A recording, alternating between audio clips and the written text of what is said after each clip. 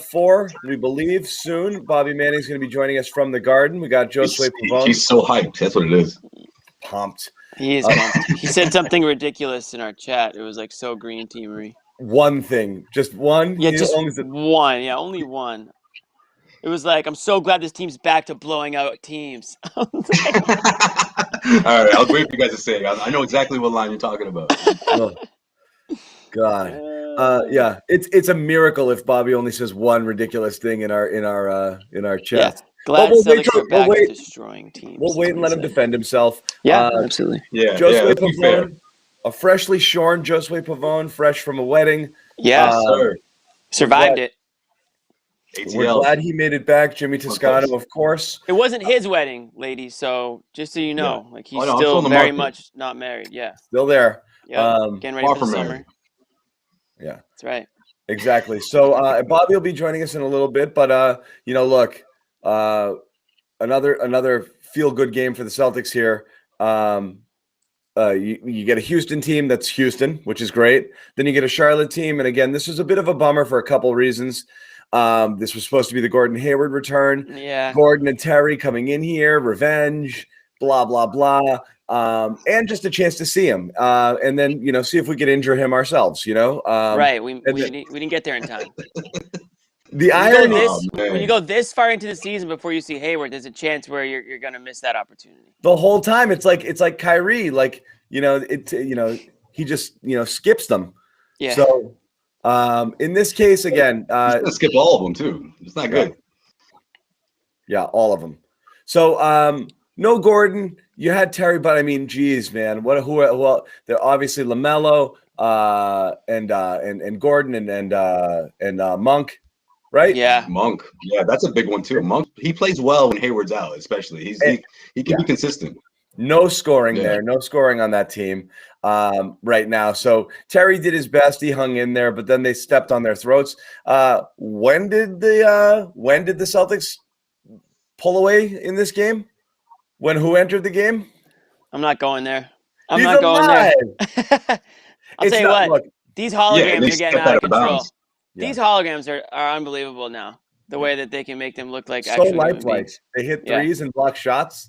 But look, it's not. It's unfair to call it Romeo and the Celtics second unit. What really happened is obviously Charlotte is so ridiculously undermanned. When they went to their bench, the cupboard is bare. So obviously the Celtics were able to take advantage, and they did. But it was good to see Romeo minutes. It was good to see the Celtics second unit play well. It was good to see passing again. Holy wow, did they jack some threes tonight? You guys see the total? Yeah. I saw they hit a lot of threes too. 54. If this game was close, they hit 60 easily. Easily hit 60. 54 3-point attempts. And again, 29 assists following a 35 assist game the other night. So, and that was 47 attempted threes. So again, at the end of the day, you're seeing more of what you want to see, which is work the ball and shoot more threes, not fewer threes, regardless what the boomers will tell you. Too many threes. It's not too many threes. It's too few threes. And this is really more of like the offense that you want to see here. We're going to bring in Bobby because Bobby likes threes. Right, Bobby? Oh, yeah. He love it. Bobby wants more three-pointers, right? Yeah, definitely. This is what you want to see. Now, I think they've gone to the high end of things. We talked about last game. Like, they're number one by far in this last week and change in 3 points attempted. I don't know if you want to be that reliant on it, but it's way better than the shot profile that they had coming into this. And I said this in the Garden report that I did here on Friday. Not only are they shooting more threes, but like you guys want to see, they're getting it to Rob more too. So that's more shots at the basket too, rather than, mid-rangers. That matters just as much as the threes. Cutting out that 18-footer that Stevens hates, right? I mean, just take 3 shots at the rim and shots from, behind the arc. And Brad Stevens goes to bed a happy man. So that's kind of what this team's starting to become. Inside-outside game. And again, if they can be aggressive and drive to the rim and then create those open threes with the kick out, then I'm fine. John talked about it last game. It's not the number of threes, it's how you get them. It's the quality of threes. So, you're still seeing a lot of that ball movement that we saw last game. Fournier's, still hot. Credit to him. He's still, automatic from 3, it feels like. So yeah, everything was working for them again. I mean, obviously, when you're missing the players that mean so much to you, like the players that mean to the Hornets are missing, like Hayward, Ball, Monk, there's really no team in the NBA that can make up for that amount of offense that just all of a sudden you're zapped from. So obviously, you take you take it with a grain of salt. But again, this is a game that the Celtics, Nick Gelso rolling in the ratings. This guy runs the company. Would this qualify as hostile work environment? He does run the company. That's true. Yeah. Idiotic take. I don't know what take from the guy in charge. I don't know, and that should make you feel good, John. Speaking of going to bed happy tonight, you should feel good about that. I mean, listen. Obviously, Fournier's 3-point touch is a huge booster for this team coming off the bench. That's a huge advantage, something that they didn't have all season long. But what I love in particular in that first half was, he was also doing that, but also getting that ball moved to, making sure everyone got their touches. And I think that's a humongous boost for this second unit because you put him with someone like Pritchard. How you guys know how I feel about Pritchard when he's on future starting point guard, getting everyone a couple more years. Could happen, Jimmy. When he's making sure everyone gets their touches, along with someone like Fournier, I think I saw Fournier correct someone where they were supposed to be. That's like the new guy at the job is telling someone who's already been there all season long where they need to be. And I don't mean that as a bad thing. I mean it as he's into this. He's taking on this role as that secondary guy, and of course you mix him in with the starting unit, and I just think when the threes aren't falling, that's when the Celtics going to be in a tough spot. But obviously that wasn't the case today. Fournier had a lot to do with that. Payton Pritchard had a lot to do with that. And of course, as well, I mean, mixing him with that second unit, it's a really tough that's a tough group to go against for opposing second units, So, and especially when they're shorthanded, like John's about to say right now. No, I want to spin the wheel on it though. No, because I agree with it. It makes the second unit different, but I want to spin the wheel on this, and you guys decide which direction we go. I ran a Twitter poll on. I missed it. I ran a Twitter poll and just asking, what do you think is the best trade deadline development for the Celtics? Okay, the questions were the acquisition of Fournier. The options were the acquisition of Fournier, Rob Williams being inserted as a starter, and Romeo Langford being alive. Now, Romeo was the joke option, but obviously when you do put the joke option in there, people think it's funny, so they click it. But him being alive, again, is something I've wanted to see. Not enough tonight to make a judgment, but we will talk about his opinion. But of those three guys right now, you saw something from everybody. I know what I think is the best so far, but I mean, and you'd be surprised. I just voted. Answer, but whether you answer that question or you just want to talk about each of those guys tonight, I'll spin the wheel. You guys go. Which one do you want to talk about? We'll spin the wheel. It's Fournier by far. It's not even close. You think of a guy going on an 11-16 tear. What do you end up hitting? Like 9 straight threes between these two games? No one on this roster could even dream of doing that before the deadline. So certainly not Semi, Grant, Neesmith, or Romeo, as you texted us. Nobody on this roster can catch a lob either. Yeah, I know, but you'd rather have a dead-eye three-point shooter on the wing. They can add to the equation here. And, the same Rob that we've seen for most of the season. What do they add? Like 5 more minutes by moving him to the starting lineup? Again, I'm not knocking the impact. Playing with the starters, but that's fine. No, I think kind of are knocking the impact a little bit. Bobby had a horrific tweet earlier today. I'm sure he'll get into it, but on Rob. Oh, I missed it. What was it? It was exactly pretty much what you said. It was like, Rob's averaging 30 minutes a game and nothing has changed. First of all, he's not averaging 30 minutes a game, and I would say that a lot has changed, regardless of whether or not they're turning into wins. I think a lot has changed in the way that this team competes out there, in the way that they score, and the way that they are, in my opinion, improving on both ends of the court, which will lead to more wins. Had Rob been playing 25 to 30 minutes all season, I think they have a better record than they do today. So that's been a bigger impact than Fournier's arrival? It's hard to say. I guess we'll find out. I mean, I think it's funny. I think both are important. I don't know. Yeah, no, it's obviously both, but I think you didn't have a Fournier before. You had Rob this whole time, plus Tice, plus Thompson. Like, you'd probably rather you're talking still about have impact. You're talking about literally, 0 to a new player to increasing somebody's minutes. So the impact is going to be a little bit greater with a brand new player. I believe it or not, I'm actually leaning Fournier, but I do think Bobby's saying again, everything is a landslide, you know, is you know, it's not a landslide. Mad, right? What I do think the evidence on the Rob side of things is Rob, as soon as he was given more minutes prior to the trade deadline, made the most of him. As soon as he was inserted in the starting lineup and everybody around him miraculously got better. And now that you have, you know, a little bit more balance and a little bit more, you know, another playmaker in Fournier, now you've got second unit and everything kind of clicking at the same time. I do think there's a legit trickle-down effect there with Rob and what he brought to the starting lineup. That being said, Fournier has impressed the crap out of me with how not just his shooting, but just his savvy, his IQ, how quick the ball gets out of his hands, his playmaking ability. Extend him. Sign it now. Those back-to-back lobs to Rob, one of them was in his hands for 0.2 seconds, you know, just boom, boom, you know, like it's really clever stuff that he's doing. And you can see it just the way he plays his angles. He actually is, dare I say, kind of Hayward-esque a little bit in that regard. Yeah. And I didn't see it. I didn't know it as much because, as Jimmy pointed out prior to the trade, there were not a single YouTube highlight of Evan Fournier existed. Yeah. It said every time you'd go looking for it, it'd say file not found. You know, like nobody knew. You would just get Aaron Gordon. the underrated size and an underrated defender. Yep. Yeah. You saw Walker that a lot of people overlooked. You know, they just talked specifically about his outside touch, but he can keep up with guys. You know, I mean, he's not a long defender, you know, per se, but I think when you couple that with that second unit and how much this team needs that so much, it's going to amplify what he does. Will trickle down not only with that second unit, but of course with the starters. You know, and he will be at the end of games with those guys. You know, to finish games. For sure, and it wasn't a huge deal, but he got to play and spell those minutes with the young guys in the fourth quarter when they were up 27. And he asked, was it going to be another walk of shame game? Was this all going to fall apart with Nesmith and Langford in there? And they actually extended the lead by the end of the night.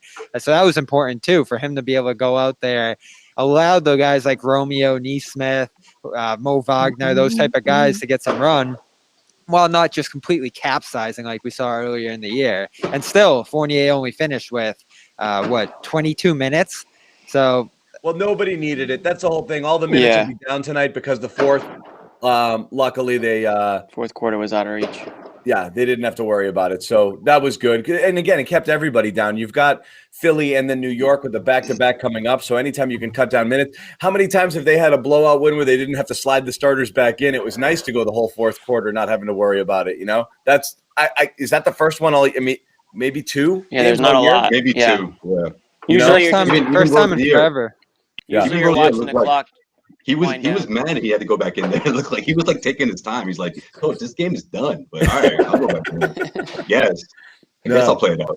It was out of hand fast. So the Fournier stuff, again, I was super impressed with again. And it's amazing because, like I said, prior to that game where he caught fire, he's 1 of 6, kind of trending towards another dud of a game. And then he, lights it up in the fourth quarter. I think he was good instantly. And then he had those 10 straight threes, which was one off the Celtics record. I mean, missed a couple late, but I mean, still all around great game. I do want to get everyone's thoughts on Romeo. I know we tease a lot, that Romeo is not real.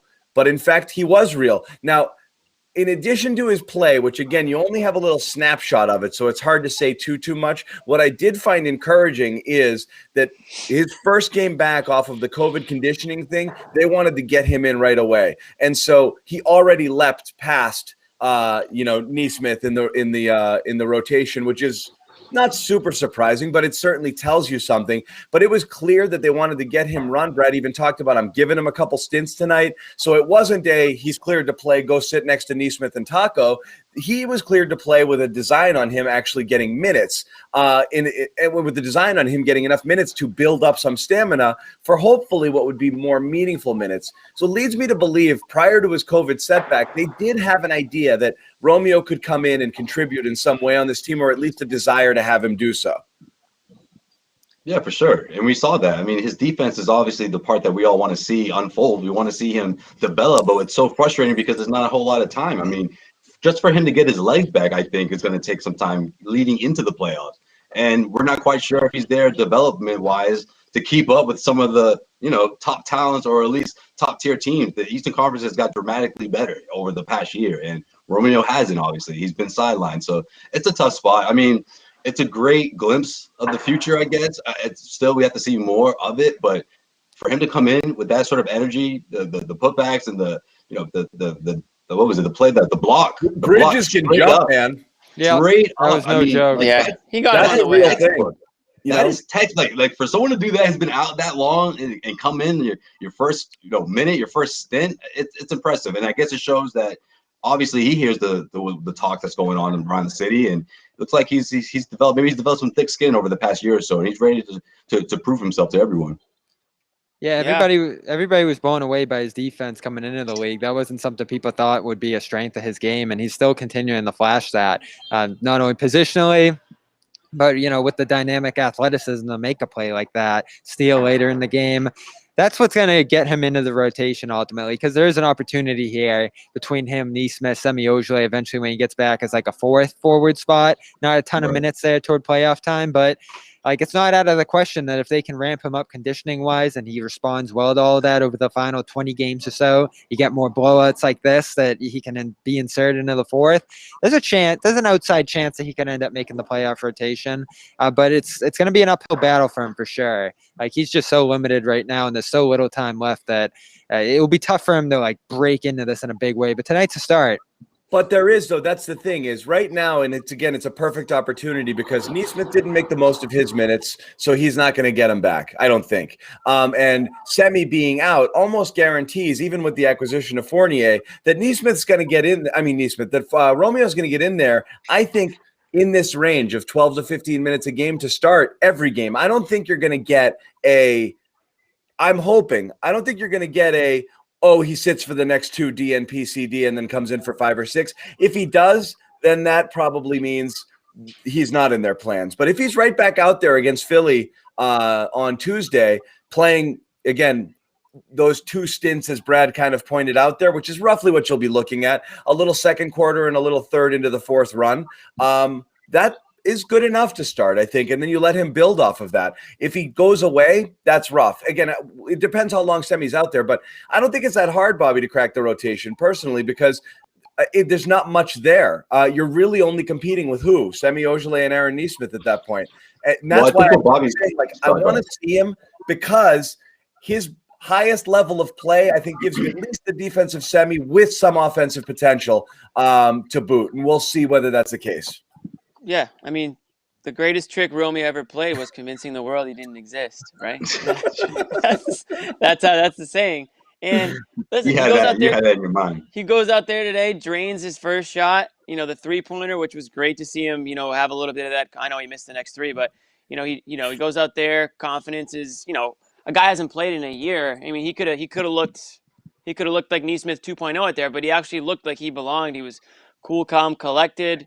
He was that player that the Celtics can put on the opposing team's offensive guy and see if he can slow him down a bit. That's something that they lack.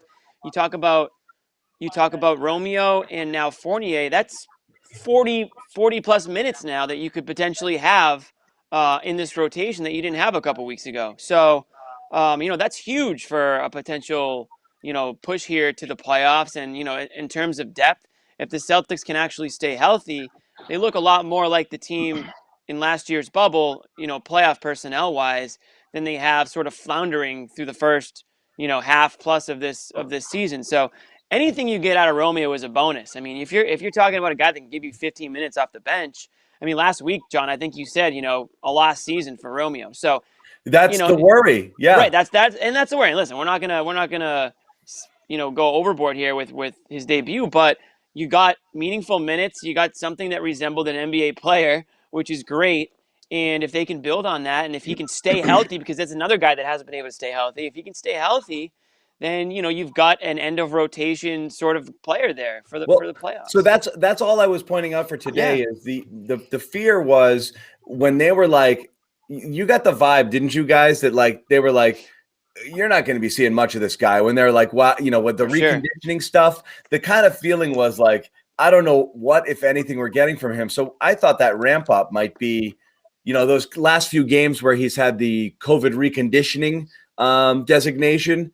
I thought that could last 2 and 3 weeks. It looks like Thompson's still in it, So that was the worry there, is that he might not even see the court for 2 weeks. The fact that he, on his first game cleared, he played again is the encouraging aspect for me. Yeah, that's what I said about that fourth quarter, John. That's the only way they can get him back into things. Like, they don't have practice time, and even if they did, you want him at game speed more than practice speed. So any chance that they can get to fit him into this rotation, they're going to do it, just because that's the only way he can get back into the fold here. Like, those, I'm sure Stevens didn't love throwing him into the fire right away here, but they had no other choice with how jam-packed these games are. I'll say this too, Semi Ojeleye is expected to miss 10 games total, I think. He's already missed 5, so there'll be about 5 more games here, maybe more, if the injury continues to linger into that West Coast trip, for Langford to have steady run. And you're right, John. There isn't a whole lot of competition there when you think of where Neesmith's done. Yeah. Grant probably isn't interchangeable with him, because Langford gives you more wing versatility on the defensive side of the ball. So, like, the opportunity's here if he plays well over this next week. Well, that's the thing. You're right, because now, Brad theoretically has the personnel more suited to play the type of game that he likes to play, particularly defensively. Oh, it's beautiful. Particularly defensively, when you've got a bunch of wings and that whole switchability thing. And I do think, Romeo fits into that really well for him if he can play, because now that you have Fournier, you've now all of a sudden, I don't want to say it's wing depth. You've added Romeo, who hasn't shown anything yet. But like I said, it allows you to do the things you want to do. Whether or not he's capable is, again, what these next 5, 6, 8, 10 games will show us, because you really do want him playing at a reasonable, reliable level when if and when you enter the playoffs. And again, the Charlotte situation we're talking about it beforehand, you have to think the path to the playoffs obviously gets easier here. Hayward's out a minimum 4 weeks. There's 5 weeks left in the season. That's a minimum 4 weeks. This is one of those, like, we'll check him at 4 weeks and be evaluated. It really sounds like his season is done. Which is crazy, because he didn't even look to be in that much pain. Like, going up. Like, it was almost like he was. I felt he was almost like gonna walk it off, and now it's like, what's a sprained foot, John? You're the closest to MD here. What is that? It all depends what kind of mid-foot, where it's sprained. I didn't see what it was here, but what is it? Foot muscles? Huh? Foot muscles? It's not an ankle. No, it's the same thing. It's just there's different parts of the. The foot has a billion bones in it. It's a million different things that you could sprain there. By the way, there's a million bones in the foot. That's facts. Yeah, but I mean, you're not spraining. I know bone. A couple doctors. There's a ton of ligaments and other things in there too. I mean, but it's very similar to ankle injury. Sometimes they call it foot, and it's really ankle. It's just which part is it? But I mean, you have those midfoot sprains, which really mess people up. And 4 week designation right away means they're pretty sure that he'll be evaluated in 4 weeks, is what they said. Yeah, exactly. Right. So I mean, it looks like this is one of those, like, longer term situations. So that leads me to my question: did the Celtics make the right decision? Well, that's what's fair to talk about. And we were talking about on the thread, like, at what point do you stop saying bad luck and just say brittle? Yeah, no, I mean, it's a fair question, and it drives a couple of my friends wild, because I like to play devil's advocate, and they were huge. Like, you have to re-sign Hayward, and honestly, it was a runaway. Like, it was a runaway that the Celtics made the wrong decision, right, leading up to like 2 days ago. But now it's like, okay, well, the reason why Celtics fans are going crazy and why Celtics fans weren't even really that upset was because, majority of Hayward's career was spent either injured or coming back from an injury, or not fully there, but, working through it. And to see him, thrive in Charlotte, that was like, wow, that's the Gordon Hayward that everyone thought the Celtics were getting and never actually got. And then he goes down with the foot injury, and like, okay, well, that's the Gordon Hayward that Celtics fans know, because is it bad luck, or is it, like John said, is it that he's kind of brittle, or that, doesn't take much for something to, go wrong in his body? It didn't, again, I mean, it's a lower body fluky kind of, ankle / foot. He stepped on a foot, you said, right? He stepped on Miles Turner's foot. Of all people. Which is hilarious. Again, this is... Really slipped that in there today, too. You see that? This is almost all bad luck for him. It's just, like, uncanny luck. Is it? I mean, could you say the same for Langford with everything he's gone through? Like I said, so to me, things like Romeo, wrists and pinkies and whatever it was, those are flukier than rolling ankles and soft tissue injuries and things like that. That's usually something that is recurring. When people have those, you see them have them a lot of times. Like Gordon sprained that foot now twice. I mean, obviously that freakish break a few years ago is a different situation, but now that's twice on that ankle. Broken hand. And you know what? I mean, look, I mean, they weaken, you know, like once you sprain that stuff, we've all played some level of basketball. You sprain your ankle once, twice, 3 times. It's just never is right. You know, it just keeps getting worse and worse. So I don't know. I mean, I don't know with Gordon at this point. I mean, I feel like little things like what did he break a hand running into a screen? You know, like some of that stuff's finger. a little fluky, but I mean, it's basketball. You're going to roll these things. You're going to roll ankles all the time, you know, out of the court there. He should be heavily taping his ankles, and he should be wearing high tops. High tops to the knees. Double lace. He should look like Cornet out there, but like times 2 with like with the support. I mean, the thing about Hayward though, if the Celtics sign him and this happens, Celtics fans would be they'd be livid. They would be livid. Well, that's the thing. It makes you feel better. Can I point look at the stat line? Yeah. Can I point one thing out, by the way?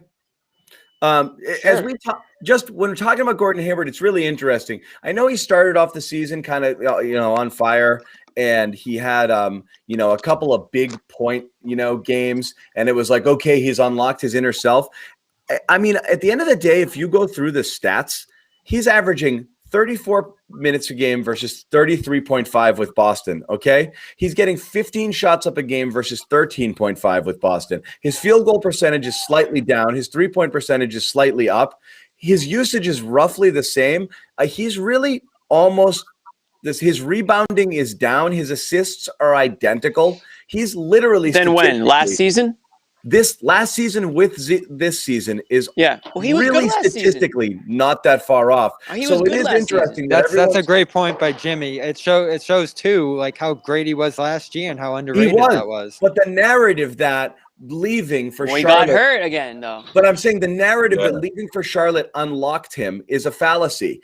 He's pretty much been there what he was here, and so. This notion that I get to go there and be more of myself, he's not really doing anything different than he did last year. There's 2 parts of it, though. I mean, being the front man isn't just about him taking a million shots. Like, he's setting up other teammates. He's the guy on the ball all the time there. And you look at the numbers, his importance there. He's missed 4 games. They're 1-3. Now, tonight you add that in. They're 1-4. Like he's been an important piece there on both ends of the floor and within the offense outside of scoring. He's just been a floor general for them, frankly. Again, that's fine, but he was here at the times when he was out. He was always a secondary ball handler on this team. He was expected to do a lot with the ball and to be a playmaker as well. So I think it's fine if he's got a little bit more responsibility and or respect from his teammates for his role there. His overall, what it's doing for him and his career and who he is and getting to be the true best version of himself is a pretty marginal differse. So I don't know. What's his percentages? He's probably like 50%. No, like I said, his field goal percentage slightly down from 50 to 40, high 40s, and his 3-point percentage from 38 to 40. It's pretty close, but I mean, one and a half shot attempts more, and every other rebounding up, assists flat, almost everything is flat across the board, and minutes about the same. So he's being pretty much. I mean, it wasn't like he was not used here. I mean, this is who. Let's put it this way. This is like what it's the narrative, John. He's a 26, 27 point per game scorer, whatever he was in Utah, and that the Celtics suppressed that. He's pretty much this guy, and he was this guy for the Celtics last year, which is a really good player. I just think when he talked about being a featured player and wanting to be that, I just think it was more about the narrative than anything. It wasn't about the production. It wasn't about the role. It was about the fact that everyone was saying this is Tatum and Brown's team. And when Gordon Hayward first signed here, it was too many wings.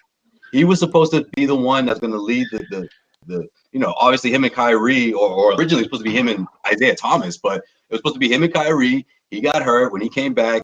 Even as he was working his way back, the narrative started to change. Okay, now Kyrie's, he's the mentor for these young rising superstars. It wasn't Kyrie and Hayward are the mentors. No, just Kyrie.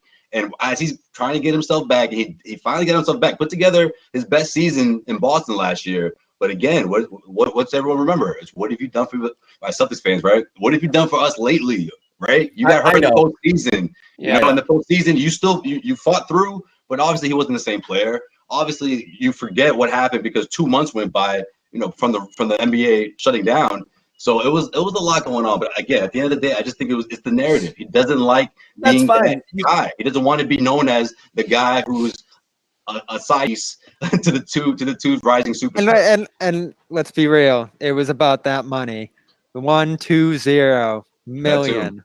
That was the big one. You get the bag. Yes. Get the bag. If that's the case, everything is garbage in terms of what you say. This whole I went there for blah blah blah. It's nothing. If Boston wasn't prepared to offer the same thing, then it's all nonsense. It's interesting to me that we've accepted that narrative when at the end of the day, he's pretty much the same guy on a worse team. Well, he and Terry share the load. It's not like he's clearly the one. And I got news for you, buddy. LaMelo's the headliner there when he's healthy, so you're already not the number one guy. You're about to cede control of the team to a kid, even younger than the ones who you didn't want to to a ball before. Isn't that to a something? Ball, brother. Yeah. You never know. Nonetheless. So good luck with that contract, and he's like, "Hey, respect on paper, I'll take it."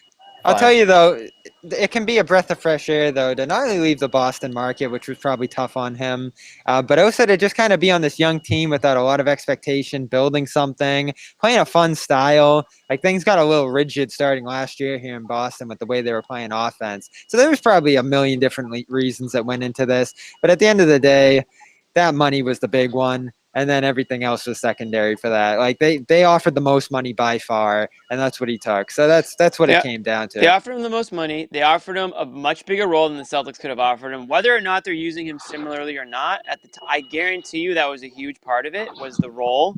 And, Michael Jordan selling you on your role in the organization is probably something that's pretty difficult to turn down. And again, the cheese shops.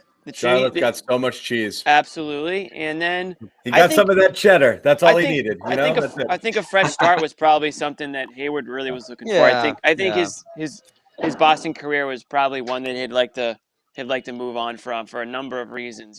Health. I think he felt disrespected, not just from the fans, but maybe from people within the team. Maybe he felt like his role was just, like you guys said, he's kind of a bit of Mr. Education Reform. Mr. Education Reform might have felt a little out of place. Is that what you get at? Maybe he did. He rode the Kurt Schilling train out of town. He said something about the injury. I'm just thinking about the first day. Hold on. I'm just thinking about the first day when they're all putting the jerseys on, and Gore's just like. Everyone's posing, and Hayward's like, I'll see you guys later. Right. He thought it was the perfect choice. And you said he said something about the way the injury was handled too, Joe Swayer. He alluded to that. Sure. Yeah. That comes into play too. It feels like Remember when he left the bubble and went to his own doctor instead of going to get treatment in Boston? That was kind of a weird thing too. He went to Indy, Yeah, so all that stuff came together, and again, I think we can all agree, even if they offered $120 million, he was probably never coming back to Boston. So it's all water under the bridge, and we can talk about Turner or the TPE or Fournier and all this stuff, but we all agree they probably should have brought him back, and we also all agree, I think, that there was no chance he was coming back under any circumstance. That makes it a little easy. Maybe. I don't know. Offered him $120 million. I don't know. You don't think he would have? I don't know. I think Robin made the decision.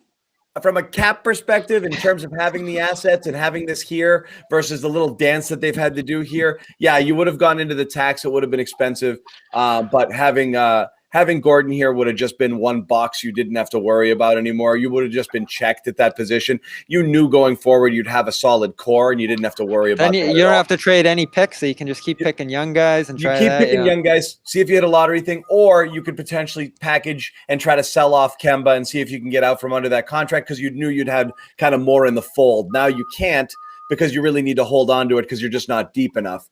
I did want to talk about Kemba. This was another game where is there a Bruins home game tomorrow, Bobby? Are they ripping up the court and putting there's a lot of work going on back there. Yeah, they're doing that. Yeah, you can hear the ka-chunk, ka-chunk.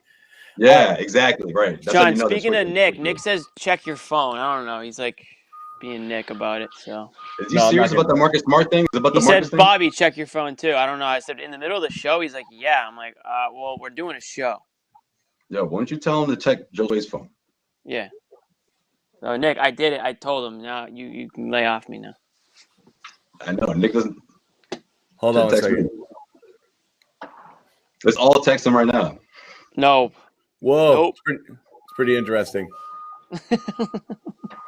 I'm sure. It's really interesting. Are you propping it up? Oh, he's smiling. Yes. That's not Xanax smiling. Right. This is good content right here. Cup it up, baby. I will. So anyway, here we go. So it was worth me telling you to check your phone then. It is. Yes. Kemba, rough game. Not rough. Writes, Nick knows how to text. had some moments to get. Kemba, another rough night from three. 2 of 9 3-point field goals. I think somebody sent me that his last. I want to pull up the game log. He's had a shooting night kind of like this.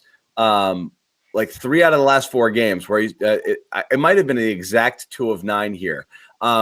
So again, we gave here comes the Kemba slander. We mentioned we mentioned the 8 field goals last time as I just asked you guys, does it worry you seeing that? And then he had another night tonight where all he did was jack threes, missed a ton of them. Bobby, you were there. Yeah. So Bobby, what do you think? You're there. Yeah, how did he look to you? You're at the game.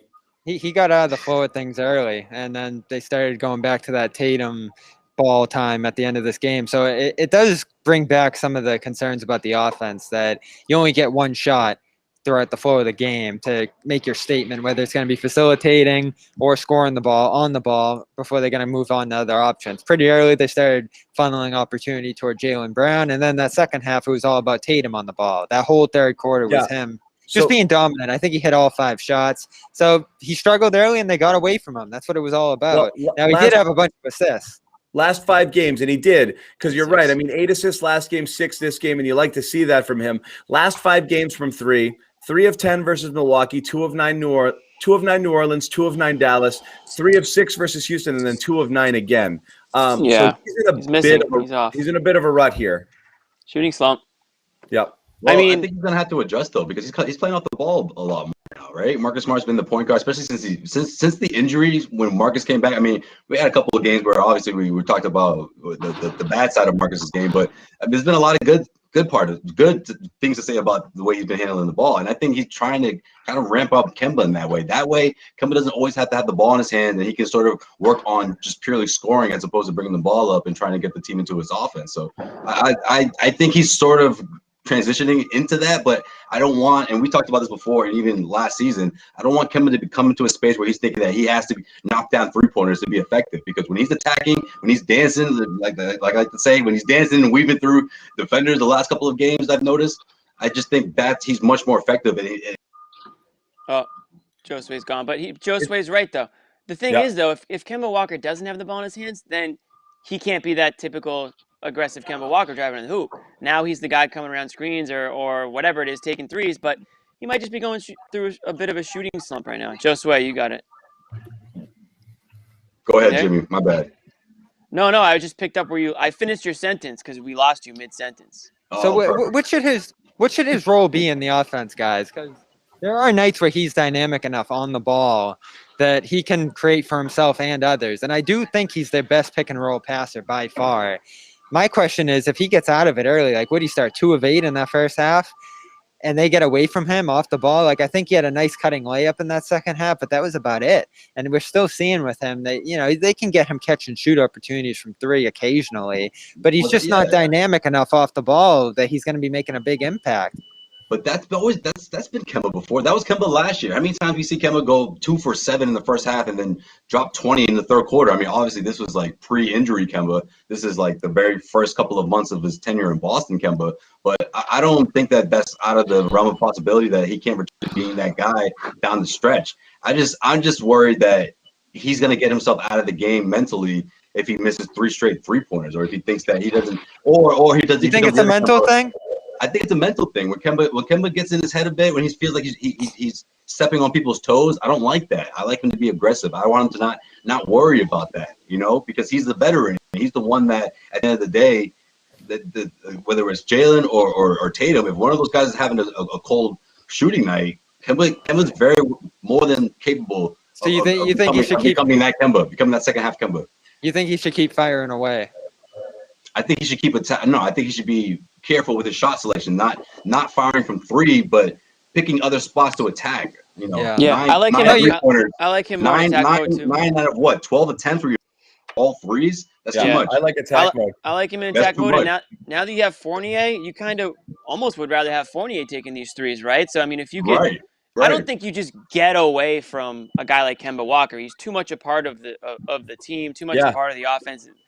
Whether or not whether or not he's the one ultimately taking the shot in the end is whatever. But you're not just going to get away from him. I mean, there are going to be nights where he's not the focal point of the offense. Clearly. Yeah. They can't get away from him. I feel like some clever guy on this show, I can't remember who, suggested maybe using him coming off the bench. But again, we talked about it. It's not going to solve that much. You think this is rec league where he comes in with 4 other players and plays for 6 minutes, and they sub in the other 5 guys? Luke, Mo, and who else? Romeo are going to come in. Romeo! He would have done great in garbage time in the fourth quarter. Chill out with the joke about Luke. I like Luke. They should have let him play the fourth. It'll still involve Tatum on his second rotation coming in at the end of the first, so you'll have a couple of them out there. But who's got the ball in their hands? It's going to be Tatum and or Jaylen coming in later. He's going to mix and match with starters there too. It's not ridiculous. It's not ridiculous. They're in a tough spot now, John, and you've pressed this over and over again. Like, get out from them if you can. Get out if you can. I just think it's so tough because if they trade him, they'll get so little back that even like the marginal production that he's occasionally putting out there is still better than, let's say Kelly Olynyk and Avery Bradley, for example. But on the other end of things, you have a point, John. Like, his fit now that Brown and Tatum have surpassed them as on-ball players is super tough on this team. Like, if we go back and watch November 2019, the style he was playing, it was tons and tons of ball time. Point guard, undisputed. Tatum and Brown had a feed off him, his attacking. I don't think they can get back to that just because of how far Tatum and Brown have come. So, is there a middle ground that they can find? So that's the problem is, and again, it's right. He either has to completely redefine himself or like, that's the thing. So this is why I keep coming back to it. I'm not like, oh, I'm a genius. I solved it. I should put him on the bench. Like, duh. Anybody can theorize, try this, try that. The only reason I put it out there is because he either has to completely change, because what happens? You play, he's right now trying to find the moment of the game where the game needs him, because he's trying to be deferential and not just go into Kemba mode where dribble, try to get into the paint, get off that little jumper. So you think it's a mentality thing too? So either he changes the mentality completely and redefines himself as a player, or you change his role. And that's why I think the second one is easier, because I'd say send him over there and just say, be you, man. Go. Take the ball, jack it up as much as you want. The second unit offense is yours to do with as you choose. I think that's a more likely transition than it would be for him to say, can you totally reinvent yourself and become Ray Allen and just run around off ball screens and wait for somebody to hit you with it and catch and shoot? Like, I don't think that's going to happen with him. No, it's not. And that's what everyone wanted, in the first half of the year. Everyone's blaming Kemba Walker because he's not a pass first point guard that can just give the ball to Tatum and Brown. It's like you can't take Kemba Walker and take everything that he's good at and tell him to do the opposite. So, I mean, again, you're trying to fit up. You got to work with him. Right, but you're trying to fit a lot of pieces together that don't perfectly fit. And this team has, over the last few years, Danny Ainge has had to get creative with guys coming in and coming out and leaving the team and trades and everything. So, of course, it's not going to be a seamless, fit everywhere. But I think Kemba Walker is a talented enough player where he can adapt to the game and give it what it needs at times. And again, the last 2 games, maybe that's aside from the bricks from 3.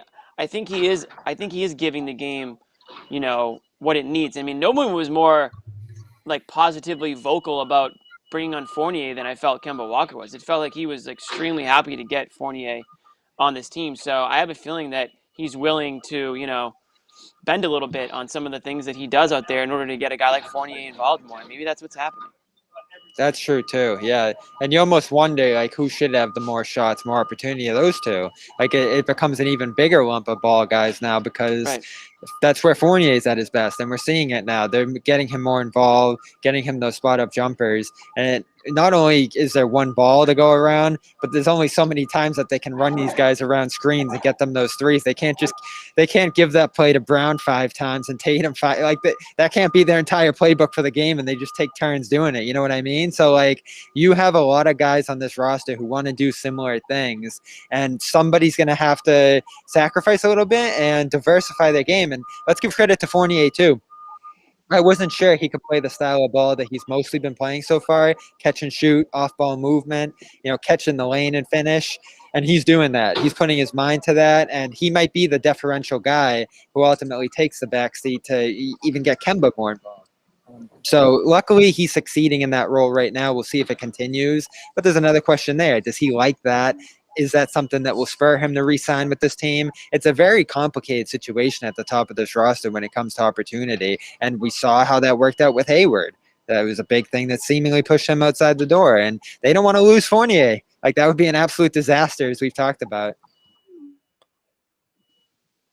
Yeah, no question. I mean, that's the part that everyone was worried about when the trade went down. Yeah, this is great. It's a great piece, but if you don't re-sign him, that's another hole that's you have to worry about again, 2 months down the road. But yeah, I thought that was interesting too, Bobby. He talked about they used to get into a lot of battles when he played for the Hornets, going up against the Orlando Magic. And, it's one of those, it sounds like one of those players where it's like you can't stand him, but you would love to have him on your team. So I think that's the situation there with Kemba. But how much does Brad Stevens play in this, though? Does he play a part of this? Is he telling Kemba, look, I don't care if you miss 4 in a row, keep taking those threes because they're going to drop? Everyone maybe that's part of it. Yeah. Everyone gets to shoot whenever they want, Josue. That's the rule. Those are the rules. Well, that much is obvious, John. That much is that's very obvious. But I just with Kemba again, when he's attacking, it's just good things happen when he's doing that. When he's able to get to the rim. And you said this, Josue. Not only do Brown and Tatum have to have the heart-to-heart, they might have to loop Kemba into that one and have a group conversation about the roles. He should be the moderator. Kemba should be the moderating. But it hasn't happened. Everybody watch Evan called meeting. Evan, listen, guys. I know a thing or two about losing a lot. Let's change things around this place. Come on, you guys with me? Isn't that so? Evan and the Magic get such a bad rap as like being the worst team ever in the league forever. And meanwhile, they made 2 straight playoff runs before this year when they had a ton of injuries. But they personified what I call the mediocrity. NBA purgatory, where like you're right there, you could make the playoffs, but you're not at the dead bottom to get the number 1 pick, but you're not going to get top 10. Like they've always been in that spot for like the last 4 or 5 years. Where the Hornets were too. So right. I don't know what John says go to the bench. I don't think that's the solution here. I think this is another situation with this team where everybody has to look themselves in the mirror. Brad, Danny has certainly assessed the situation.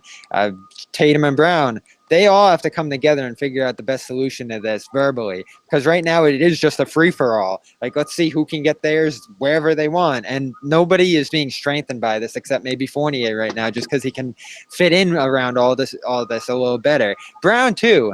Like, we got to pull Jaylen Brown into this. It still feels like he's out of the picture far too often. Like tonight, lighting it up early, 3 straight threes. They're funneling him opportunity off the ball, and then he just gets lost a little bit in that second half, and that can't happen come playoff time. Brown has to be number 2 definitively every single night come playoff time.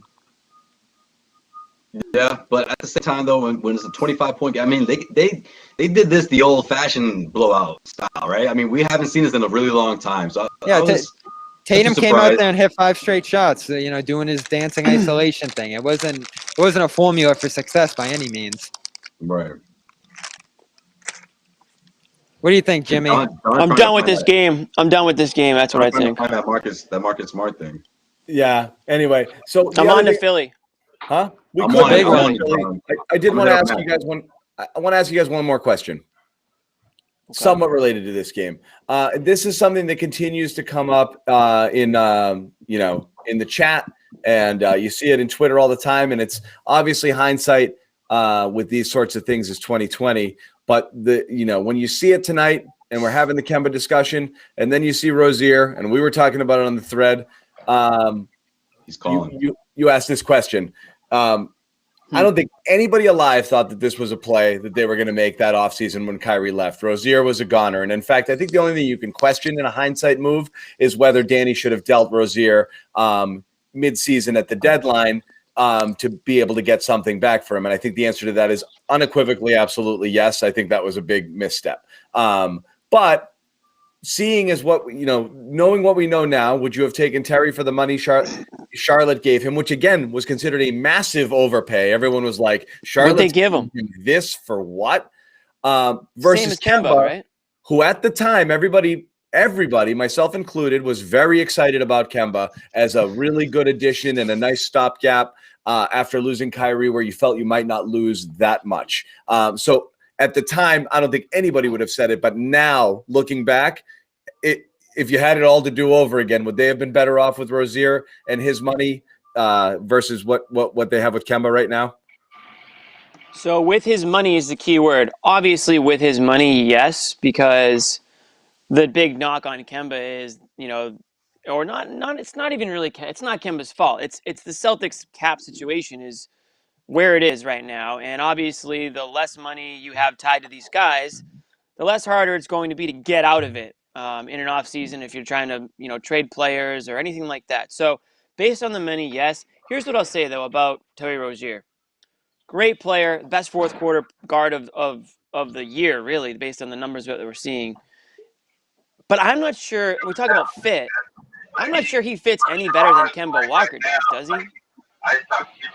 What is going on? Who's listening to something right now? Somebody is listening to something. I think it's Josue.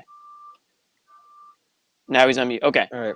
Let me finish my thought. Sorry about that, fella. I'm trying to get this thing from Max right now. Max, give me the scoop right now. Give me 1 second. I know it too, and I'm trying to get it also. So Nick's trying to get it for us. Why am I out of the loop here? I'll tell you about it in a little bit. All right, let me just finish my freaking thought, okay? Even though nobody even cares anymore. Josue's muted, doesn't even know What's the point of this show? What is the point of this show? All right, listen. This is what I say about Rozier. Fit-wise with this Celtics team, I'm not sure he's any better than Kemba is. Horrible and I don't fit. think he's anywhere near. I don't think he's anywhere near the type of a leader and like sort of. And this isn't really a knock at Rozier. It's just that I just think the Celtics with Kemba, with Brown, and with Tatum needed maybe an older guy, somebody that could sort of allow them to do their thing. I don't think Rozier had any intention of handing the reins over to a guy like Brown or a guy like Tatum, and he's proven that, he can be a star in his own right. So he's not necessarily wrong for that. I just think you have three butting heads in Rozier, Brown, and Tatum, all vying for, you talk about you shoot, I shoot. I think you get a lot of that with a guy like Rozier here. And I think that's, honestly, I think him and Kyrie were button heads. I think they were really the two that, were button heads when you talk about the chemistry being off. So yeah, I think the Celtics made the right decision. But that being said, I love Rozier. I mean, Scary Terry, he's fun to watch. I just don't think that you'd have great personality. You'd have to, if you were going to keep Rozier, you almost might have to think about trading like Brown, because I just don't think they all would be able to fit together. That whole era from like 2016 through 2020 that ultimately was, so much of it gets blamed on Kyrie. But you do have to look back on some of the other characters that were involved, like Terry Rozier. And I know he just got a standing ovation during pregame tonight, and they were going nuts when he was swapping jerseys with Rob Williams after the game. And they love him. He had that moment against Milwaukee and even in that Philly series to some degree where he was just a brilliant, aggressive guard for this team. When Smart was down, when Kyrie was down in that postseason, he stepped up in a massive way. And I'll say this too, he gets the blame for that Game 7 against Cleveland, even though he was phenomenal in the Game 6 at Cleveland where they could have clinched the series. They all did, but he was completely off in that game. But the next year, where he had to go back to being that third guard, it was just clear that he wasn't comfortable with it and made it known. Day after the season, he goes on First Take and starts talking about us not running the plays and not doing things right and this and that. There were just murmurings all around the team of his, dissatisfaction with his role. And I thought during that year that Ainge could have solved a lot of problems by trading him. And I still believe that to this day. That could have salvaged that team to some degree. whether it would have worked out long term to do that, whether they would have even got anything. I just think he was so unhappy on that team that he needed to go. And ultimately, that was a big reason he ended up going to Charlotte. They got Kemba out of the deal. And I just think that's where everyone ultimately wanted to end up. Kemba wanted to be in Boston. Rozier won his own team. And that was the history. And so even if Rozier wanted to stay and that would have been a good fit, I still say keep Kemba because I believe the 2020 Celtics had a chance to win a championship. And that was with Kemba, Brown, Tatum, and Hayward. That team, when they were healthy, were so dominant that year. I don't think they beat the Lakers, but they should have gone there. They should have gone. And so I think that run was worth Kemba, even if the rest of the contract doesn't go amazingly. And do you think Rozier could have, at point guard, done the same thing with that team? I mean, it's impossible to say. I think he's certainly talented. He's certainly talented enough. But I think it goes back to, do these guys will they play well together, right? I mean, we're already seeing that issue to an extent right now. And I just think tossing in a guy like Rozier, who, like you said, Bobby, clearly was dissatisfied with his role, clearly thought he was just as good as these other guys that were playing in front of him. And credit to him, he's gone on to the Hornets and he's showed that he is, a star in this league and one of the better, clutch. He's playing like one of the best clutch point guards in the NBA this season. So, again, I mean, is he a type of guy who's going to take a backseat to Jaylen Brown and Jayson Tatum? Absolutely not. So, I just don't think it would have worked here. Now, money-wise, sure, you're paying him less, and he allows you to get out from underneath the contract easier. And I mean, he's an extremely tradable guy if you needed to, if he was putting this type of production up. Unlike Kemba Walker, who many feel like, including John, feels like isn't tradable at all. No, yeah, and the case for him would be you can go long term with him, with Brown, with Tatum, and kind of build something there with a core, rather than Kemba being a bit more of a short term fix that isn't in line with those guys' ages. Right. I just think at that time it was a no-brainer too, Jimmy. I mean, you bring in a veteran, a perennial all-star.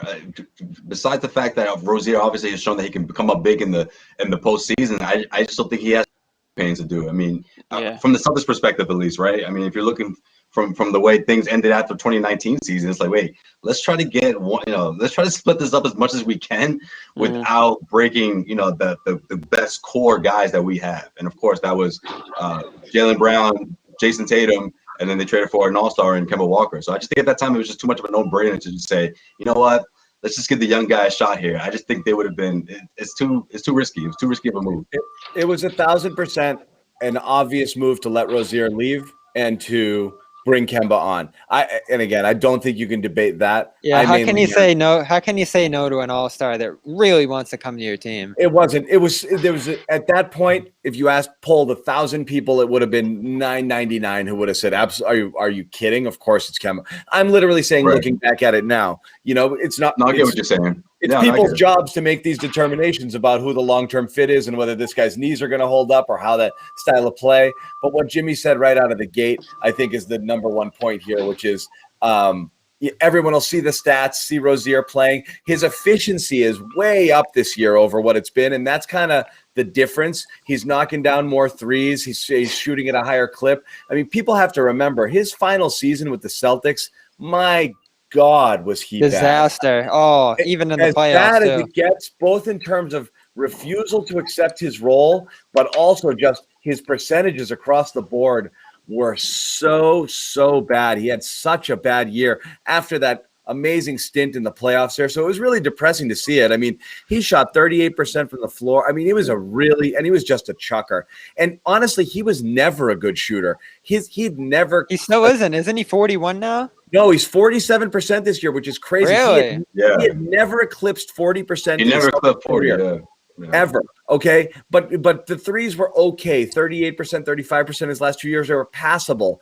But I mean, he'd never eclipsed 38%. 40% shooting. That was a big indicator too. If you're the Celtics, that's like a red flag, Yeah. The Celtics have been so fortunate with these scoring point guards. It's just like, well, wait a minute, this guy's not even in the 40%. No, absolutely not. Like you went from Isaiah's MVP candidate season to Kyrie Irving, what he does with that basketball on a string and tearing it up, and then you go to Rozier, not putting up 40, not being able to sustain a 40% shoot percentage. Like, that's like, wait a minute. Brad's like, I can't have this. I can't deal with this as my starting point guard. He's been spoiled a bit in a good way. Right. They've been good that basketball God's been good to them in that point guard spot. Score first point guard who isn't really able to score at a high enough clip to justify his existence. I think it's an automatic. So I'm going to tell you guys what we were talking about here. So yes. Word had come to us, and Josue has it here. And again, I'm not saying this to draw credit. I just want to put it out there because it's out there. So Marcus apparently was on. Let's see how many y'all backpedal. Go ahead. Huh? No, I want to see how many you guys backpedal. No, not one bit. What I will say is I will defend one person in this thing, but Marcus Smart actually calls out the Garden Report by name in a post-game interview with Max, talking about his on-the-ball defense. It's been brought up on this show before that Marcus he's not regularly assigned the other team's really quick, jittery, two-guard, top scorer sort of person, and we've talked about whether or not Marcus is that kind of guy. I don't think he's been that kind of guy for a couple of years, despite the fact that he's Defensive Player of the Year. I think he's much better guarding bigger physical guys who are out of position. We saw the job he did on Zion the other day. He still draws tough assignments, but whether or not he's able to stay in front of really quick, jittery, score first guards, I don't know if that's the case. I don't know if it's really ever been the case, truthfully. But that came to his attention in some way, and he flat out said, and I think he attributed it to Sherrod.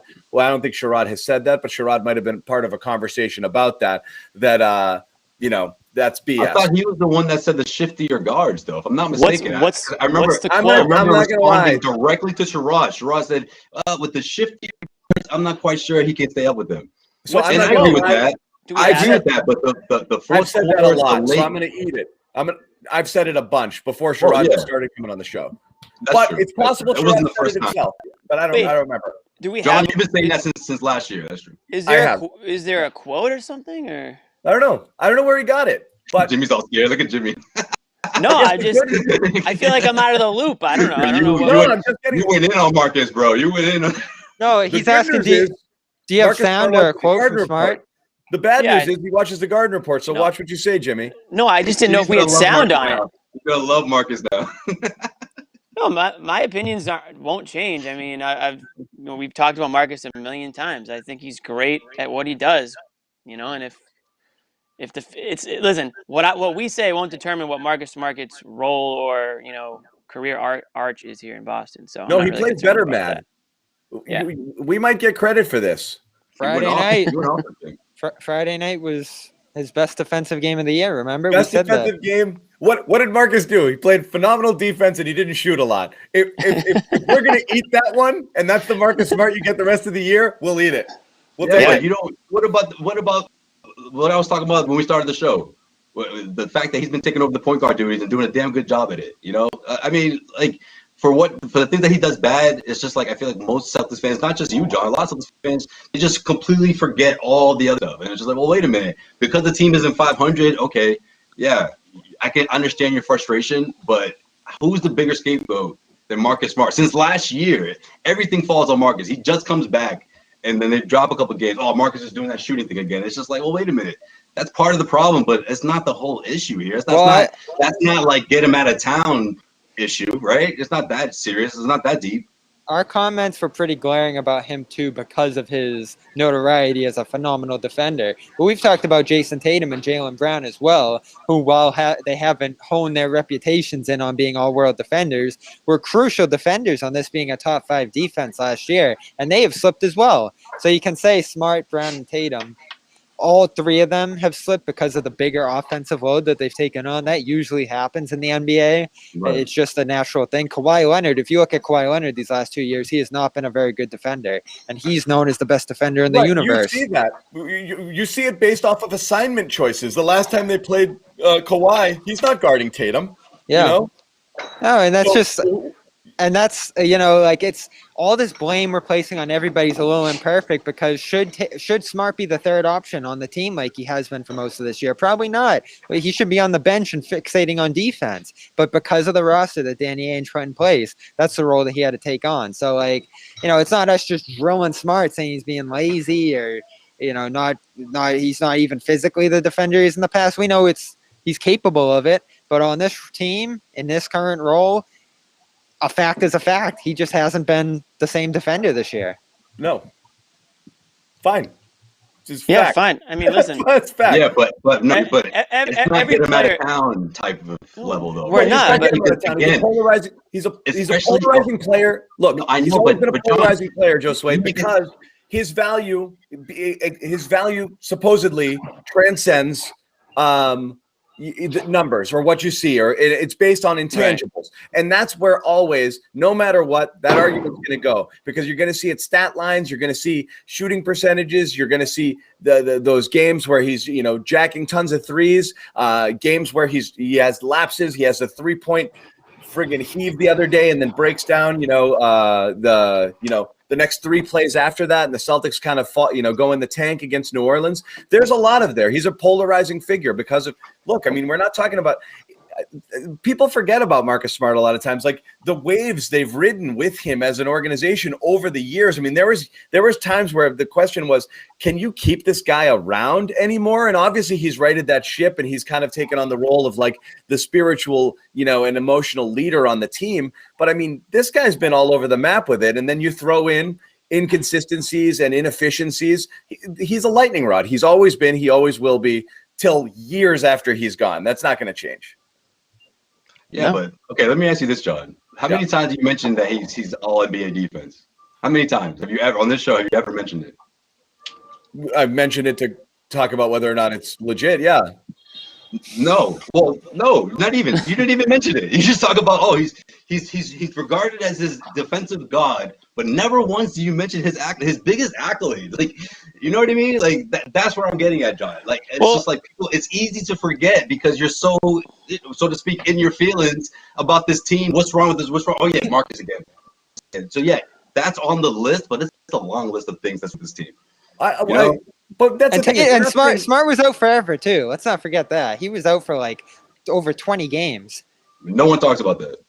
No, but listen, the issue that people have with Smart is not. Listen, his defense isn't the issue. You can say that maybe it hasn't been up to par with what we've seen in the past, and maybe he doesn't make All NBA defense this year. I don't know, but the issue is when the shots start to go up in numbers and they're not falling, and sometimes he might make a pass that maybe he shouldn't have made, a little, extra, boneheaded play, something like that. That's what frustrates people. It's not people getting mad at him because of his defense. It's people saying, why is he taking 16 shots? That's when people get upset with him. Yeah, but then it's like when you're in the middle of an argument and it's like, and you know what? On top of everything, you're not even that good at defense. You know what I mean? Like that's been the narrative. That's what people say now. You got to stick with the facts on it. What we're saying is he the guy who is locking down another like dynamic scoring guard game after game? You give him that assignment and he chases that guy around all game. I get what you're saying. How many 40-point games from from scorers are we? Did the Celtics eat this year? You're literally pointing out that you can still be good at defense and not necessarily be that. And literally, if that's the criticism, which is Marcus Smart is a terrific team defender. He can guard lots of different positions, so his defensive versatility is a huge asset. But the one knock on him defensively, where I think he gets more credit than he necessarily deserves, is he's not locking down the other team's best player on a night-in, night-out basis. And you've had a lot of guys go for 40 against the Celtics team. So if you have a guy, and we've said that about Jaylen too, if these guys are supposed to be real defensive stoppers, you shouldn't be eating as many of those games. And I understand it's team defense. That's the criticism. Nobody's saying he's not a great defender. Of course he is. He does a million different things defensively. We're literally talking about one aspect of his game on the defensive side. That's the other side of it too. It's not going to be one guy who's shutting down another player in this defense. It's a team thing. That's just not how it works. And that's how Avery Bradley started to slip on the end a little bit too, because he was trying to make up for Isaiah, and there was a lot of switching and a lot of handoffs and stuff. So again, this defensive meltdown, it's not about Smart. It's about Tice early on this year, and Thompson certainly, who wasn't doing a good job, and Tatum and Brown. Like, everybody's been involved in this. Grant's been a disaster. Like, it's just a whole team failure on the defensive end. And I think that's probably why Smart gets frustrated with this, because he knows that. And when you start pointing out individuals within this, it can get a little bit touchy. I mean, we can talk about Kemba too. Like, at the end of the day, he's just not a great defender because of his size, and it is what it is. They attacked him early in this one, hard, and he got hammered. Yeah. So you can give him credit for his positioning and all that, because again, this team plays team defense. It's switching, it's handoffs, it's all that stuff. No one They're not. Really, it's all switching anyway, so it doesn't really matter who you're starting on and this and that. This is a small. Again, this is a nitpicky. If the Celtics played like tear through the screens and like stay with your man and, had Smart face guarding Jamal Murray or whoever it is in games, you might see a different result for Smart. He might actually be capable of locking down in that way, but it's tough in today's league. Like the league, even since like Marcus Smart came in the league has changed so much. We talk about that all the time, and you have to like sacrifice a little bit now in the individual pieces because teams can just so easily get Smart off of Murray or whoever else, I don't know who would be in this game, Rozier, and get Rozier onto Kemba. Like they can do that at will. And so that's where it gets tough for great guards like Smart who want to D up a guy one-on-one. Yeah, I mean, I don't know. Smart's an emotional guy, so he's going to, if he, if you could, it's like anybody else in the world. You say 100 great things about them and then one bad thing. They're only going to think about the one bad thing. So but we say Smart gets a lot of criticism. From I know, but just fans and media, general, though, He's like I said, he's a lightning rod type of guy. His shooting's a big one. Smart is the least. Like I said, is of all of the things, as Josue said, that people pick on with Smart, whether it's this show, this chat, general media, fans on Twitter, it's not this aspect of his game. This is something that we mentioned that I don't know that he necessarily is the guy who locks down, players or is playing at the best level one-on-one defensively. That's the least criticism. Most of the stuff with Smart is the shot selection and the other thing. So yes, he definitely gets criticized for stuff. This is such a small sliver of it. And it doesn't detract from his overall defensive presence on the court. So but again, it's a strange thing for him to get, of all the things to get nitpicky about or for him to get upset about from the criticism. I think we saw him earlier in the year. He got really testy on the shot thing, right? How many times were people asking him about it? And he's like, I'm a shooter. I'm going to friggin' shoot. Yeah. Look, you have a guy like Smart.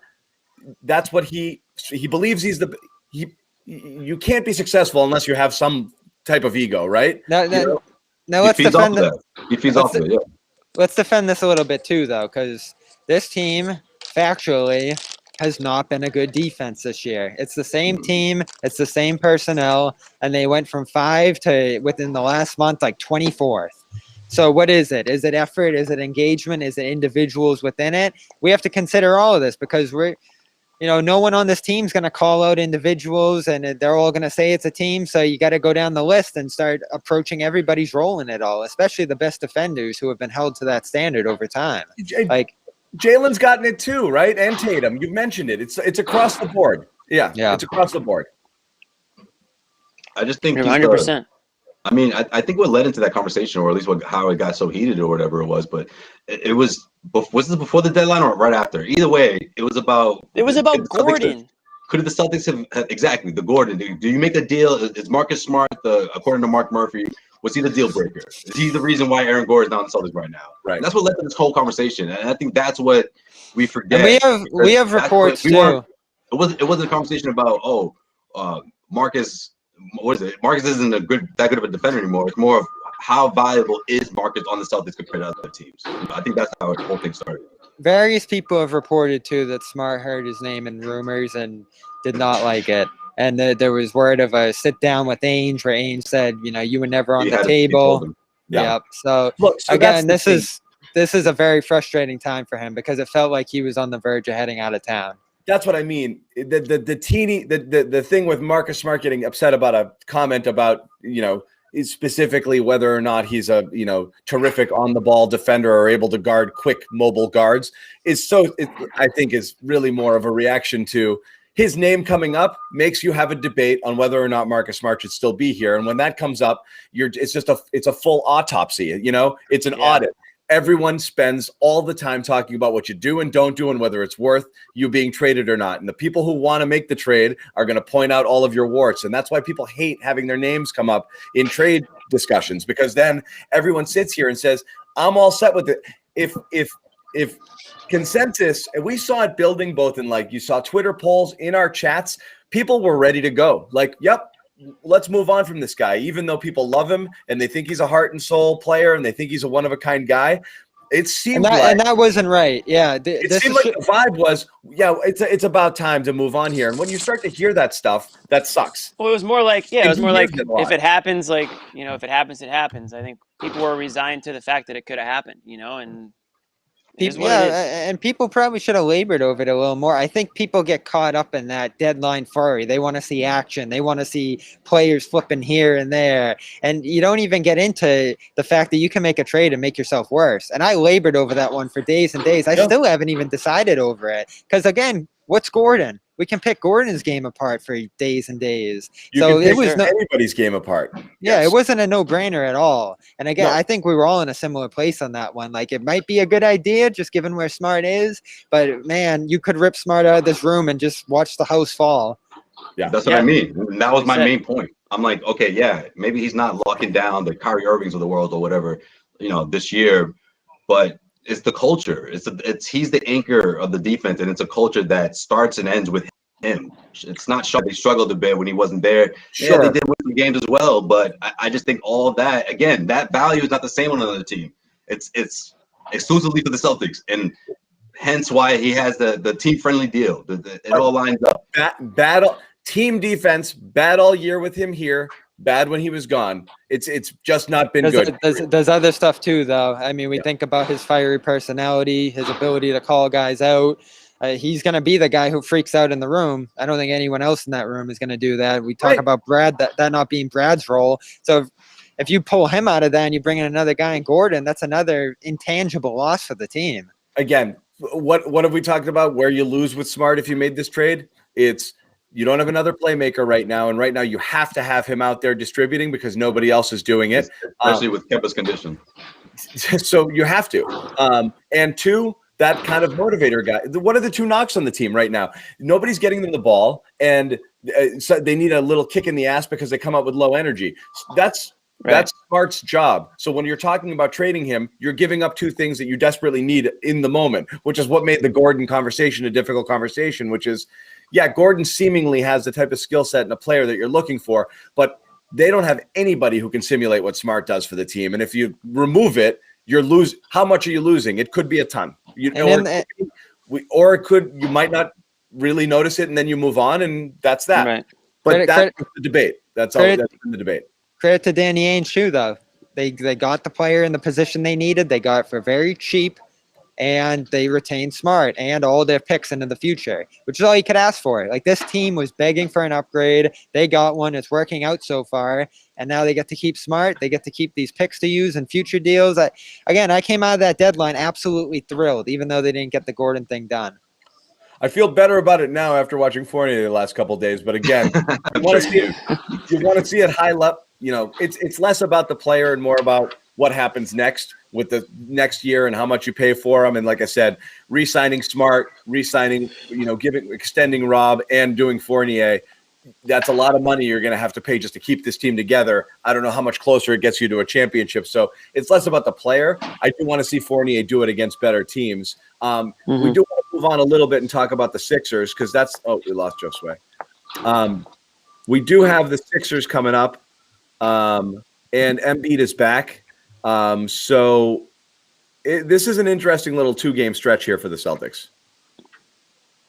Absolutely. We get Knicks and you get Sixers and the Knicks, right? Is that the 2-game stretch, I think? Back to back. So the question is not only, I hate playing the hypothetical, like if you lose or if you get smoked by Philly. Let's bring Josue back in here. They're going to get that win. Philly's going down. You think so? I think so. So. One, there's always that kind of like. How about a test for Rob? It's a huge test. Embiid's back, and they were talking about it on the broadcast, and Scal brought it up, so it's interesting to me. Like, he was almost like, so I know Rob's your starter, but he's like, but are you really going to start him against Embiid? It's like, I don't know who else you're going to start against Embiid. Thompson. Cornette. We watched Thompson not work there either. This is where you come back to it, and you're like, who else? Like, what? Who else? Like, it's that nobody is good against Embiid. So if Rob struggles here, it's not going to be an indictment on him. Nobody's good against Embiid. So what do you expect? Right. sink or swim, right? Well, the Bobbies of the world will use it as an indictment on Rob. They'll say, "See, he's not ready." But honestly, though, I will say this. Speaking of Embiid, and we had this debate last show. Did you see Karl Anthony Towns dunk all over Embiid? The same Karl Anthony Towns that Bobby laughed out of this discussion when Sherrod brought him up recently as a potential piece in the offseason that the Celtics could theoretically go after. Anyways, that's besides the point. But what? Problem is, Towns follows out, and Embiid goes to the line 17 times, and Philly wins. So, Towns got his moment, but again, Towns still had a good line. I mean, I think he dropped like 36. Towns had a good line. Yeah, nobody can stay with Embiid, but Towns had a good line. Right. Oh, but anyways, it's the fouling. He gets to the free throw line, unlike anybody we've seen in recent history. What are you gonna do? That's going to be big for Rob, but at least now Brad has a couple of more players that can use up some fouls, right? That's my fear. Is Rob's got 3 fouls in the first quarter, and that's it. You know? Yeah. That's what that was my only concern really with the whole should Rob start or not. It's just like, oh, you rack up fouls, he's going to be done mentally for the rest of the game. But I think he's a much stronger. He's in a different space now. But yeah, I just think with other guys, the new players, the defense. Luke Cornett going out there. You could throw the different players at him, but it's not going to stop him. But I think they're in better shape, whereas you didn't have those bodies before. They need Tristan. I'm still holding out that Grant can go in and just give you solid defense, along with maybe a couple of threes. You know, it's going to be a really good game. It's a really good test for this in the way that they've been. Is this a nickname the way they look lately? By the way, that's a great point, Josue. This is definitely a game where Grant gets involved because we saw Boston use him against Giannis in that series last week, and it worked out well. Just him being able to hold his ground in the post. That's where Grant wants to defend, not on the perimeter chasing guys around, but holding his ground out there. The problem is Embiid can shoot over him fairly easily, but the height difference. But if you get Embiid shooting, that's what you want him doing. So if Rob, sorry, go ahead. I don't think this is a Cornette one. Cornette's going to get destroyed down there. I don't mean, no, I was just going to say, I'm talking about what he does for setting screens and stuff. You know what I mean? Like, I think coming off the bench, like, you need someone that can just set those hard screens. And I love what Cornette's doing. I know it's not a whole lot of playing time, but it's like he's getting familiar with the offense. And no, I'm not talking about the defensive side of things. I just like to see these new buys out there that they're being productive on both ends, but they're doing little things, whether it's just getting open inside or even he's not open. He has great hands to finish right underneath the hoop. He's setting up screens that giving up space, and that's just the whole pace and space what Brad Stevens' offense used to be, the MO. I mean, it's starting to get back to that. Wow, it's been months since we've seen that. Man, though, if Tobias Harris is giving you 30, though, it's game over. Like 32 against Minnesota, I'm looking at. Yeah, and that's what happened in the last series too. The Celtics did what they could against Embiid, but then Simmons gets a triple-double, and Harris goes out there and scores 25, 30, and then you got Seth Curry now, who was the best three-point shooter in the league to start this game. That team's become a load offensively, and that's why they're 10 games better than the Celtics. Jimmy, what's the answer to Embiid? Go ahead, say it. Who's got to play? Taco. Taco is the guy that's going to come in. With a straight face and everything. Did you guys see Taco tonight with the looked like what's Gal say Hakeem the Dream on that one? That flipped it in. Post up took first of all took 36 seconds. Yeah, I could hear him thinking each step at a time. Each step is okay. Left, pivot, right. I've never seen. What did it was like a warm-up drill. Their nigga said this, right? Okay, right. Yeah. I've never seen Taco's just going through like in his head. Okay, they more told me slowly on a basketball court in my life than that. That was tough. It's like that was tough. You can't like, dude. I'm standing here. Like, I know you're going over here. Like, you're moving so slow. I'm already at your next spot. Make your next fake. Every time we go to fake somewhere else, the defender's like, "All right, I'm here now." Like, are you? Yeah. I'm at my parents' spot for Easter, and even my dad was just like, "That was ridiculously slow. Like, what was that?" That was crazy. Oh my God, that was slow. On a serious note, though, yeah, I mean, Embiid's just a problem. He's going to be a problem. They don't have an Embiid stopper, but join the rest of the league. I mean, if Rob can stay out of if this team can stay out of foul trouble, then they'll be able to roll with them. I really hope the Celtics can compete in this game. Otherwise, it's going to feel like fool's gold the last couple of games. Because at the end of the day, didn't Philly just destroy them in that series at the beginning of the year? It was not even close. Yeah. No, it was not close. It wasn't close. And that's why I really hope that the Celtics can compete this time around. They should compete. I mean, this isn't, neither team is. They're 10 games worse in this game, Jimmy. I know, but when you go to last season, are they really both this far off from where they were last season? I mean, you would think the Celtics could at least, again, compete in this game. We talked about it. Who was it? I forget. There was a team coming right out of the All-Star break that we wanted them to compete with, and they did. Oh, the Bucks. Yeah, the Bucks. The back-to-back. Yeah. Well, not back-to-back nights, but back-to-back games. No, yeah, there's a formula for success here, Jimmy. This is actually where you like Brad and love that Stevens is the coach. He has good game plans for these kind of matchups where it's so central on one player. And if other guys on Philly have bad games and they're able to really key in on Embiid, all of a sudden it becomes a more winnable game. And I'll say this about Rob. We got some film of him playing Embiid in that preseason game because he was the only guy playing. And he held his ground in there, at least physically. Now, the fakes and shots and all that stuff got tricky, but the physicality of that matchup. He's got to stay on his feet. Yeah, at the end of the day, you got to play him honest and you just can't foul him. If Embiid gets 70 points, so be it. Rob can't come out of that game, and you can't. Well, Rob's got 7'6" length, right? He can use all of that. Go try to pick that shot out of the air, or just play it clean and just put your body in position and do the best you can. He starts friggin' going for everything, or going for up fakes, or trying to body. He's gonna get torn up. But yeah, it's going to be a challenge. My fear is this is a come back down to earth sort of game. You're feeling nice off of Houston and Charlotte. However, you go in there and you run with them. I mean, again, I hate saying put too much emphasis on one game, one way or the other. But I really am curious to see, after a couple of games of not just tearing up another team, but seeing them play the way you want them to play, with crazy ball movement, guys taking shots who you want taking shots. Obviously, Fournier playing well the last couple of games. This is all you want to see. You just have to apply it to a good team and see if it works. So I am interested to see it. Well, I'll say this too. This will be a great moment for Tristan Thompson to run out there, get back into action, and have a good game. Right. And just foul the shit out of Embiid a bunch. Hey, again, in this matchup, this is why Thompson's here. It was a disaster the first time, but go out there and give it another try. This is where you want him. You want him for this matchup. You want him for Milwaukee. You want him for Miami. I forgot. Jaylen ate up Simmons last game, huh? Yeah. I was trying to say that I'm also interested in that matchup because that's been a nice little.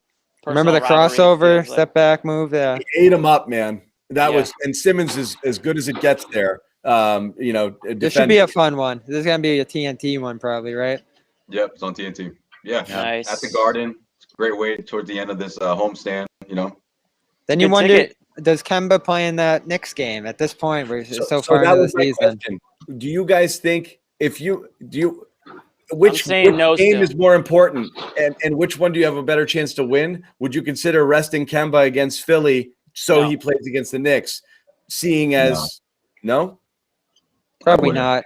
That's like you want him in that matchup against the Sixers. I don't have an issue with him not playing the second night of back-to-backs because that's not how it's done in the playoffs. So it's all about getting him ready for playoff. You want to see how you stack up here. Yeah. And this is the Philadelphia 76ers. Yeah, you can't. You got to take on this challenge. You got to play your best bodies. It's gonna be a round one matchup. Yeah. The way it's stacking up in the East. Yeah, well, that fourth playoff spot, that fourth playoff seed is wide open. So I mean, really, that's it was Charlotte. Imagine 4 that. and 5. I mean, either one. I mean, you want to really avoid 6, 7, and 8. I mean, it's Miami again, and I think it's Miami's to lose. Celtics are 1-0 against them. Yeah, but it is. It's unreal how tight it is. It's one game in the loss column right now from the Celtics to the Heat at 4. I mean, it's one game. It's one game. Period. So crazy. I mean, again, I guarantee you guys the Celtics are going to be 4. I'll make that declaration now. Okay. Get ready for apology cam. Cue this one up if it happens. I just think they're better than all these teams. They're fully healthy. Don't sleep on my Pacers. I'm still here. I'm that you're going to need an apology, Cam, for that one. Well, they've had a wild season, so let's. The Celtics haven't. Well, they've probably had a wilder season. No. Celtics. Trades and guys missing time and. Yeah, all right, trade fair enough. It's a completely different team than it was when I made those. They shut the lights out on Bobby. Yeah. They said, Bobby, you don't have to go home, but you have to, We're going to shut them out here too. We are back on Tuesday and Wednesday. And again, we have a new sponsor coming and we will talk about it. We may have a show tomorrow night, not determined yet. We may do something tomorrow night to introduce the sponsor and just to talk about other stuff going in and around the team. Let's do it. Let me know. Garden Report Daily. Yeah. Stay tuned for that. Ready to go. We keep talking Garden Report Daily. Again, I do want to remind people to subscribe to our YouTube channel for all you Celtics out there watching. Thanks. Thanks, I guess. Thanks for watching. I hope they can leave a positive review too. Say something negative and say something positive. Come on. I don't care. Say whatever. We like all of it, and we like having you all on. We'll take both. Yeah, and obviously having you on here every night. So thank you again, everybody. Subscribe to our YouTube channels, all the podcasts. On the numbers on the Easter side. Yeah, exactly. Joe Sweet, Heavy.com and the Causeway Street Podcast. Bobby Manning, CLNS Media, Celtics Blog, Boston Sports Journal, and hold on one second. Dome Theory. Yeah, Dome Theory. CLNS Media. Thank you again, all of you out there. Thank you, Marcus, again. Marcus Jimmy Smart. John podcast coming soon. Jimmy John, shout out to Marcus. Marcus is a real one. Huh? Maybe we'll get after the game. Maybe we'll get Marcus on the Jimmy John first episode. That's what everyone's waiting for. Should be an interesting one. I'll moderate. Yeah. Hi, Marcus. I think you're overrated, and it wouldn't be terrible if you keep up the good work, Marcus. If you were traded. Haters. Marcus, when those listen to the haters, Marcus. When those shifty guards get by you, it's a home run. I think you get toasted on defense, and I want you to shoot way less. How are you? It's nice to meet you. Podcast presented by. Yeah, I know exactly who you are. And I've wanted to trade you forever. But what are you doing? Yeah. Go make that. I do love the robe though. First NBA defense. Go ahead, Marcus. Do your thing. Yeah, do your thing. That's all right. Do you? Yeah, you do you. Hey, everyone's been screaming about Marcus forever, and what is it? Year 8 now. It's gone, or year 6. It's gone pretty good. Year 7. So I guess you just got to keep doing him. It's been that long. Yeah, you're right. All right. It's been that long. Anyway, happy Easter for those of you, if that's your thing. Yeah. For my Greek / Orthodox buddies out there, we got another month. That's right. A month? We'll wish you guys Easter. Greek Easter. Greekster, yeah. I thought it was like a week or two. Never mind. It's 4 weeks this time. It's a big gap. Before Bobby gets kicked out here, we're gonna wrap it up. So we'll see you guys possibly tomorrow.